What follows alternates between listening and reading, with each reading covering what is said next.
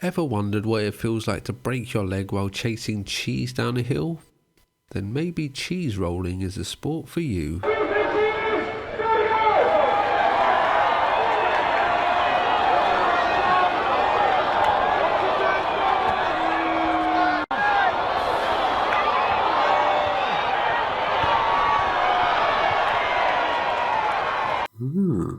Interesting.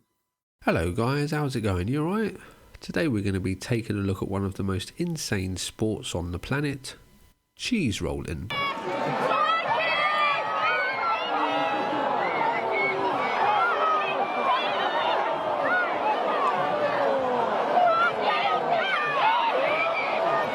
The origins of cheese rolling are unclear, but the first written evidence of the sport was in 1826, when it was mentioned in a letter to the Gloucestershire town crier. It seems like it was already an old tradition at this point, with most people thinking it dates back over 600 years.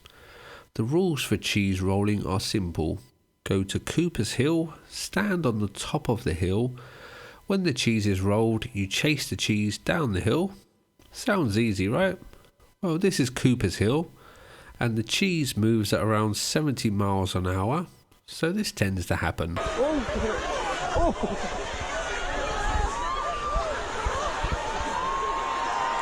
So, as you can imagine, cheese rolling has a pretty high injury rate, but for some context, let's compare it to some other sports.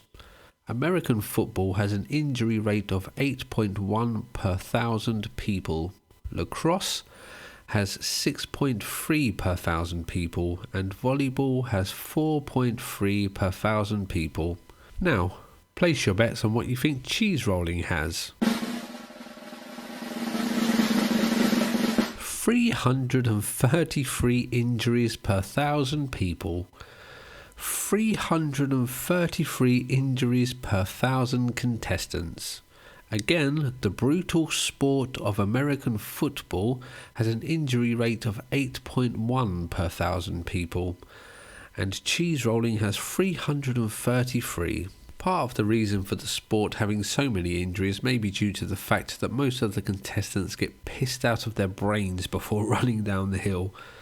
This is done to give the contestants the courage to actually run down the hill, plus the British love to get drunk and do stupid stuff. Right, this is the human flag 2.0, let's fucking go!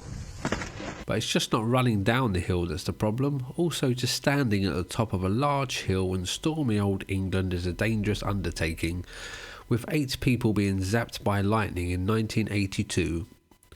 One of the lads hit by the lightning went on to run in the race 10 years later and snapped his thigh bone in half. It's also a dangerous sport for the bystanders as well, with spectators being knocked out when 4 kilograms of Double Gloucester hard cheese smacked them in the face at 70 miles an hour. And as if running down the hill wasn't bad enough, when you reach the bottom there's a rugby team waiting there for you. There are no recorded deaths from cheese rolling, but there are tales from hundreds of years ago of a man who dropped dead once he reached the bottom of the hill. So with all the dangers associated with cheese rolling, you would expect a great prize for the winner. Some kind of life-changing amount of money for the best human slinky. It's cheese. You win the cheese. This really is the sport where it's the taking part that counts. All this for a wheel of cheese. And the man with the most cheese is Chris Anderson. He has won 23 races and all it has cost him is 1 broken wrist, a bruised kidney and a concussion. Seems like a good deal for 23 wheels of cheese, to be honest. Despite winning 23 wheels of Double Gloucester, Chris only likes cheddar cheese.